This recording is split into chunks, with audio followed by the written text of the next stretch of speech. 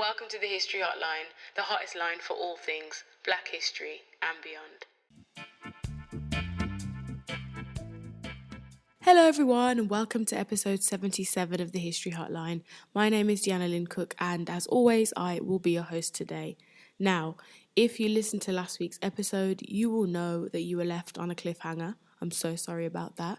But today we're going to be talking about what happened to Michael X, Michael De Freitas, Michael Abdul Malik when he went to Trinidad, and how he ended up in the gallows in 1975 being hung for murder.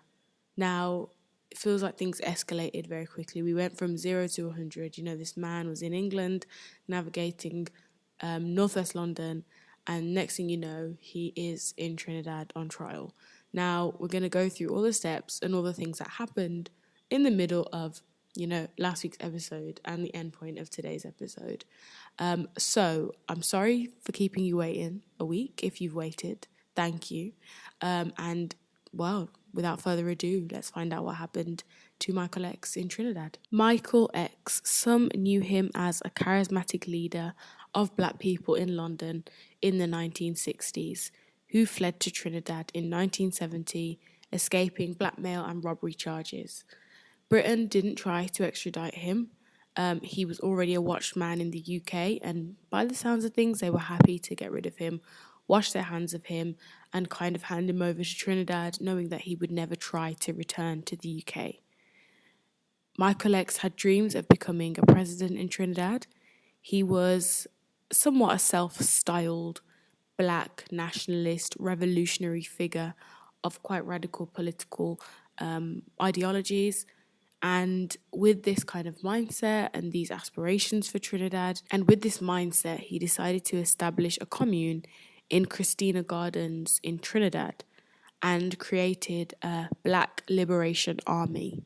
Celebrities such as John Lennon, Yoko Ono visited the commune, and, Michael X kind of reveled in this new lease of life and this new situation he was in. He had followers that lived in the commune with him, people that supported his work, and of course that meant that he could further his aims financially as he was supported by people like John Lennon and Yoko Ono.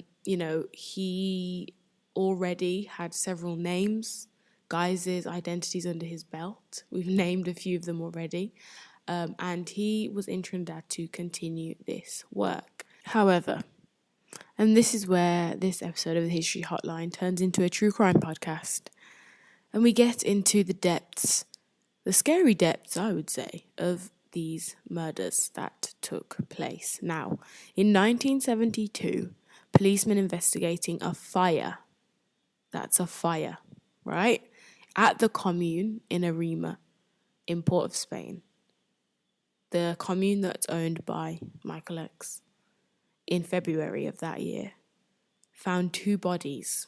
One of a man called Joseph Skerritt, who was 24 years old, and one of a British woman, Gale Benson, who was 27 years old, in the garden of the commune. Now, this is where Detective Deanna has some questions, because there was a fire. Assuming the building is burning, why was it that the police would think to dig up the garden? It just doesn't make sense. If you have a fire in a house or a building, you would, assuming put out the fire brigade or whoever else. Why then would there be a suspicion to dig the garden? But these suspicions were there. The police dug up the garden. And this is where things get sticky, because in the garden are the two bodies buried on top of each other in these like big grave type things. Now, Joseph Skerritt, 24 years old, young man from Trinidad. Then you've got Gale Benson, who's 27, again, young woman. She was a divorced British model in Trinidad with her lover, a man called Hakeem Jamal, who was a black American revolutionary and cousin of Malcolm X. And he was visiting the commune with her. Now, to make matters even worse, because, to murder a white woman is one thing, but to murder the daughter of a former British MP is another thing, and creates international ramifications for this murder, than just a murder that took place in Trinidad with Trinidadian people. An international angle is now imposed, shall we say. Now, both the bodies of the people found were supporters of Michael X and, part of the commune. So we need to kind of figure out what the motive is here. Why has he murdered these people? Has he even murdered these people? What has happened now? Joseph Skerritt, 24-year-old, quite a young man, he was showing signs apparently of turning against Michael X. And one of the reasons for that was because he was told to rob a police station to acquire some guns and weapons, and apparently had refused. And because of that, Michael X ordered his murder, and decided that, he was not with the commune and so must be against it and had to die. That is the kind of power trip you could argue that he was on. And I think this behaviour, not that I'm a psychologist, might link back to some of the work he did with Rackman, and this idea of loyalty and this kind of sadistic violence, again, that comes up.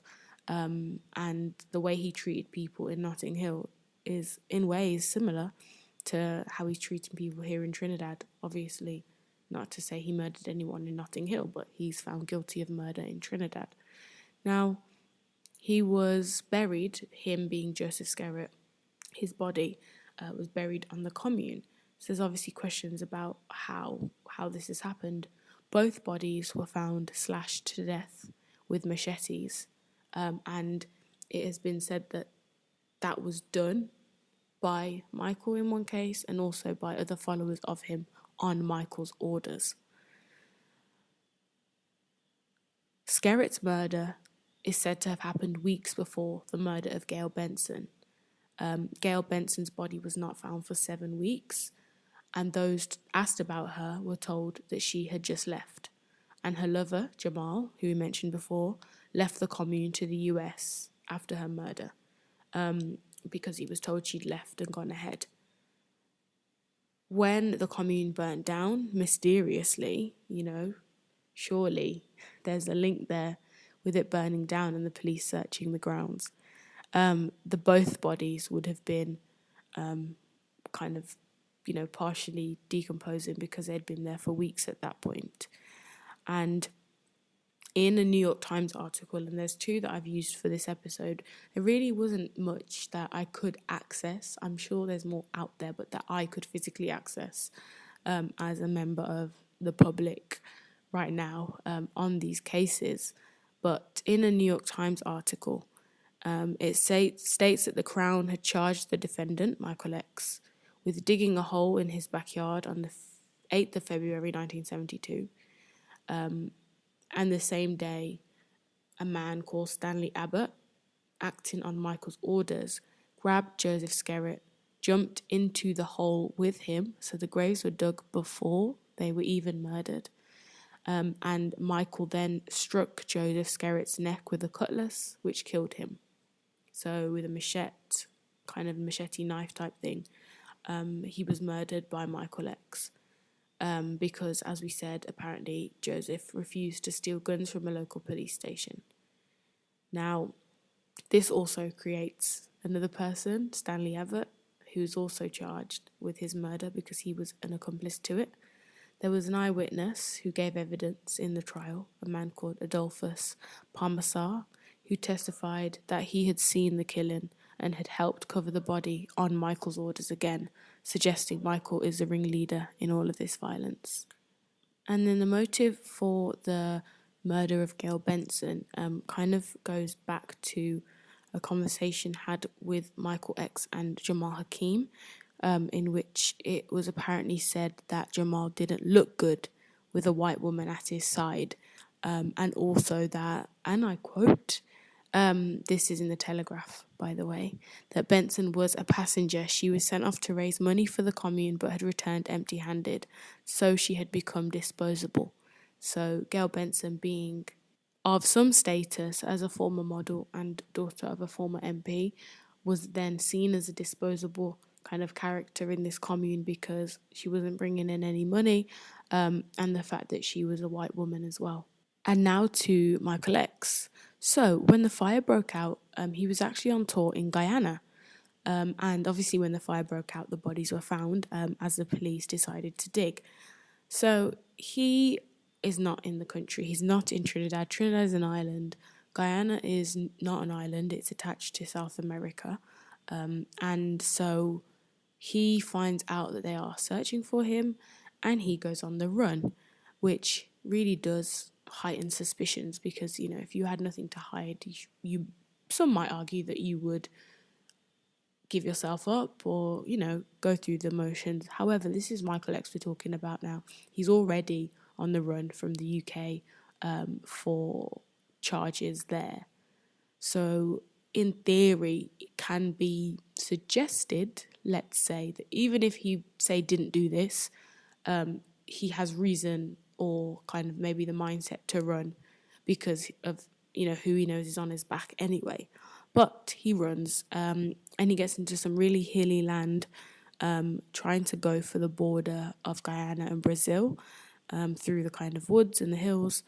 And he ended up being found, obviously, in an abandoned mine shaft where the police catch him, arrest him, charge him and take him back to Port of Spain. And he's flown back into Trinidad. There's actually a Pathé News real video. It has no sound, annoyingly, otherwise I would have played you the clip, but of him coming off the plane and being brought back to Port of Spain in 1972.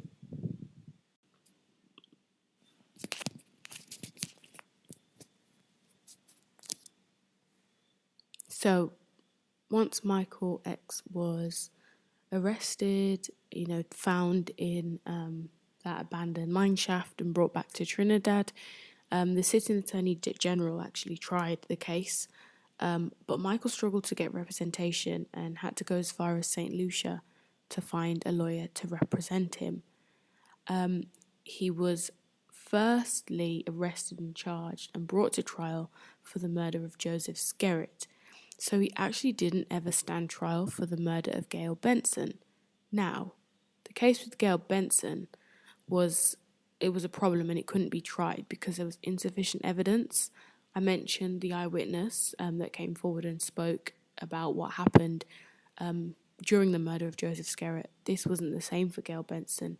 And because they already had Michael X for the murder of Joseph Skerritt, of which the sentencing, if found guilty, was already the death penalty, it wouldn't be likely that the Gale Benson case would be brought to trial, which it wasn't because, you know, they kind of already had their man, shall we say. Also, and I suspect the fact that 2 bodies were found in his commune would already play a part in some of the decisions made in the Joseph Skerritt trial, which would have impacted, you know, his sentencing and everything else. The fact that Gale Benson's body was already there, even though he wasn't actually formally tried and taken to court for that specific murder, I think it would have had an impact, you know, the fact that 2 bodies were found, both murdered in similar ways, with, you know, machete, cutlass marks all over them. Stanley Abbott and Edward Chaddy, who were some of the followers of Michael X, were alleged to have carried out the murder of Gale Benson. Both were sentenced to death for the murder of her. However, their sentences were reduced to 20 years in prison, which is extremely different to the sentence of hanging, which was faced by Michael X, if we think about Joseph Skerritt's murder. So, Michael X actually convinced his lawyers to work to change the law of executions in Trinidad whilst he was on death row, faced with the hanging for murder. They lobbied the British government to change the law. The Privy Council still had control over Caribbean colonies and some of the countries in the Caribbean. And so they tried to get the law changed because the belief was that if you're on death row for a certain amount of time, it constitutes as torture because you're keeping someone in the kind of mental state of the fact that they're going to be killed when you're not actually doing it. You're kind of just waiting. However, it was obviously unsuccessful for Michael as he was hung, as you know. His legal team did try and put in an appeal. However, his execution was actually rushed. Normally, people being executed in Trinidad, it would kind of be read on Thursday at 4 p.m. To notify people. However, his execution actually took place on Tuesday, so 2 days before, at 7 a.m., with no pre-public announcement. Michael X was on death row for 998 days, which he argued to be torture. That is, nearly 3 years. 998 days is a very long time because it was so prolonged. Pleas were made by Angela Davis, Dick Gregory, who are both Black American activists, as well as the likes of Kate Millett, who was a feminist author in Britain. There was an international Save Malik campaign which financed his defence. However, there were no public protests or demonstrations in Trinidad kind of about his hanging or against it or kind of in relation to it. He was the first person to be hung in a while on the island. 1957 was the one before him, and that was a man called Boise Singh. And you can imagine the sentiment internationally and nationally was quite a strange one because he'd been found guilty of murder, obviously, painted as a terrible character from his time in Britain, to be fair, and now he was hung, and it was reported nationally and internationally as well. As I said, the New York Times is probably the most helpful in researching this episode. He was survived by his wife and 6 children, which I think is probably one of the sadder parts of the story because, he had children, he had people around him that would have looked up to him and maybe not in the right way, as he was involved with so many negative and terrible things, to be honest. But, he had a wife and children as well. In 1993, however, the Privy Council, in a landmark ruling, established a principle that delays of 5 years or more between sentence and execution are actually degrading and inhuman punishment. And so that decision meant that in Trinidad anyway, hundreds of inmates who had death sentences were actually commuted to life in prison.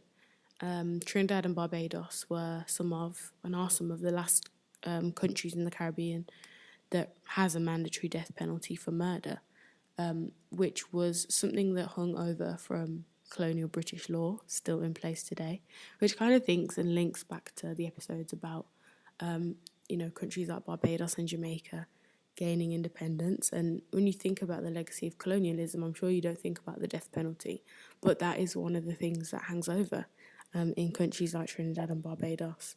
And whilst countries like Britain have removed the death penalty, those countries out in the Caribbean have not, and still have that as a legacy. Now, the lawyers that were part of Michael X's appeal were actually some of the lawyers that pushed through that law with the Privy Council. Geoffrey Robinson, Dennis Muirhead, and the Death Penalty Project lawyers in 1993 kind of won, in a way, of having that Privy Council ruling passed. So it kind of seems as if Michael's life had a wider impact on people of the Caribbean in the case of the death penalty. But the question, I guess, is, would that impact be what he would have wanted? Is it fitting for the life he had and that being his legacy of reform for murderers? If this is his legacy, he's left with one of essentially being, or something that some would argue, not all, being less tough on crime, because you're removing the death penalty for something like murder. Now, the ethical questions of is the death penalty right or wrong? Should it be in place for certain crimes and not for others, or whatever you might think about the death penalty? Some people say that's the harshest punishment possible. So removing it for people that commit murder, is that a good thing or bad thing? Is it indifferent? Is it just a thing? But that is actually kind of linked to the legacy of Michael X's life. And I just find it very interesting because when we think about people, leaders, whatever field that might be in, and now I don't know if you would call Michael X a leader, in a sense, because he doesn't possess some of the positive qualities we would like to attribute to leaders. He was a very problematic, being very kind word and word to describe him, really. He starts off his kind of troubled childhood, and then his ending is, all the more troubled back in Trinidad. And it's just interesting that migration to Britain, all the things that happened to him and all the things he did there impact his life to this point, where he's kind of portrayed now as a sadistic murderer that was on some kind of narcissistic power trip because he had this commune. It wasn't going the way he wanted. People weren't doing exactly what he said, and he ordered them to be killed. Kind of like a powerful dictator that's just lost control and lost his head. So unfortunately for Michael X, it isn't the positive, inspirational story that you might hear on this podcast normally when we think about some of the black figures in Britain that came from the Caribbean or Africa or otherwise. But it's a story that's interesting because it's not a clean-cut story. There's also theories that Michael X might have been set up by the British or other people.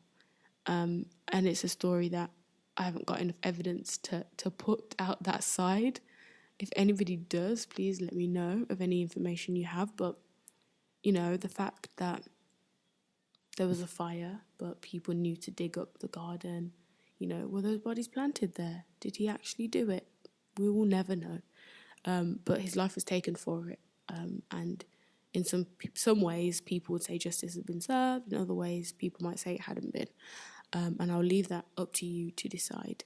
But that is the kind of life and times of Michael X. If you want to read more or find out more about Michael X and his life, there were 2 New York Times articles that I will try and link in the Instagram and Twitter posts that I do, although I don't have permission to do that from the New York Times, and I had to pay a subscription to access those articles, so I feel like they're behind a paywall for a reason. Also, the case was reported by V.S. Naipaul for the London Sunday Times in 1972, which is something you can read if you can find that or access that in the archives. And it was also fictionalised in Naipaul's novel Gorillas in 1975, as well as an extended essay, Michael X and the Black Power Killings in Trinidad, 1973 to 1979. So, you got many little things you can read more about or find out more about. And, going back to the first episode I did on Michael X, I watched a documentary which was about his life, which is something that I believe is on Sky still, that you can watch. There is also a book by John Williams, Michael X, A Life in Black and White, and many other articles about him and his life. So if you'd like to find out more about him, you know where to look. But that is all from me for now, so thank you so much for listening. I hope you have a wonderful week. Goodbye. Thank you for listening to the History Hotline. If you've enjoyed this episode, please tell a friend to tell a friend. To continue the conversation about Black history, head over to our social media platforms at the History Hotline on Instagram and at the History HL on Twitter.